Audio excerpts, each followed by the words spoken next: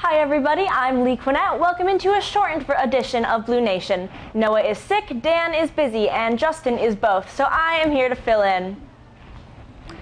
For the last time this year, we start off with the Blue-Gold football team, who looked for a strong performance to close out their season against UW-Oshkosh. Unfortunately, they did not find one.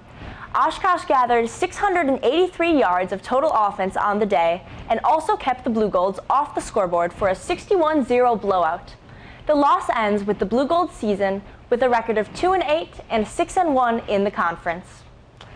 Meanwhile, the Blue-Gold volleyball team was in action on Thursday in the first round of the NCAA tournament. The 22nd ranked Blue-Golds took on number 13 Gustavus Adolphus College for the first leg of their national title defense. Unfortunately, it just wasn't in the cards, as the Blue-Golds just couldn't overcome the Gussies, losing the match 3-1 to end their season. The team finishes the year with an overall record of 21-10 and the program's fourth straight NCAA tournament berth. It's winter and basketball is back. The Blue-Gold men's basketball team was on the road on Saturday to take on 25th ranked St. John's. Things started well for the Blue-Golds as they went out in a 10-0 run to start the game. But St. John's wouldn't go down without a fight, as regulation ended with the teams tied at 61 apiece. After both teams put just 2 points on the scoreboard in overtime, double overtime was in order, where the Blue-Golds would go on to lose a heartbreaking 71-70 after a couple of buzzer beater chances that did not come through. This loss drops the Blue-Golds down to 1-1 in the young season. They'll be back in action at St. Olaf tomorrow night at 7. Not to be outdone, the Blue-Gold women's basketball team was in action on Saturday at Zorn Arena, playing host to Bethel University. The 13th ranked Blue-Golds found themselves behind early as they trailed by 5 at the half. Senior point guard Jessie Rudin led the way for Eau Claire's comeback attempt, tallying 7 points, 6 rebounds, 3 assists, and 4 steals to lead the Blue-Golds to a 55-52 comeback win, and earning Rudin the title of WIAC Quick Trip Athlete of the Week.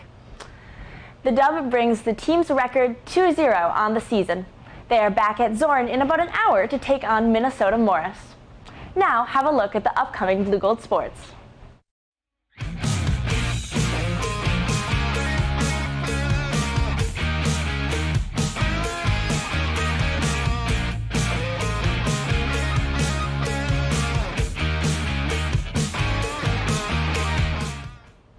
In pro sports, the Green Bay Packers have officially released struggling wide receiver and kick returner Amari Rodgers. The Packers drafted Rodgers out of Clemson in the 3rd round of the 2021 draft and expected big things, but Rodgers was never able to break into the starting offense. After his 5th fumble of the season in Sunday's win over Dallas, the Packers decided enough was enough. Meanwhile, in the rest of the world, something almost as important is about to happen. The 2022 FIFA World Cup kicks off in Qatar next week and runs through December 18th. Fans around the world have been waiting patiently for 4 years to see the Olympics of soccer. Except for fans here in the States, of course, who have 4 more interesting sports to watch all the time. Controversy has followed this World Cup, like most other FIFA Cups, for years.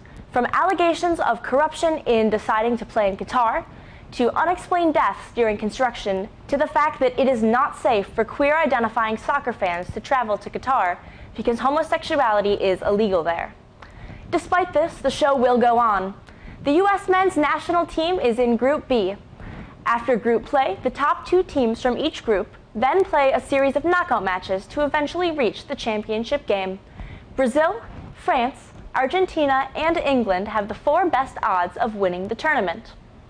And lastly tonight, the USFL is back. The rebooted Spring Professional Football League announced that it will be back for the 2023 season, and with a change.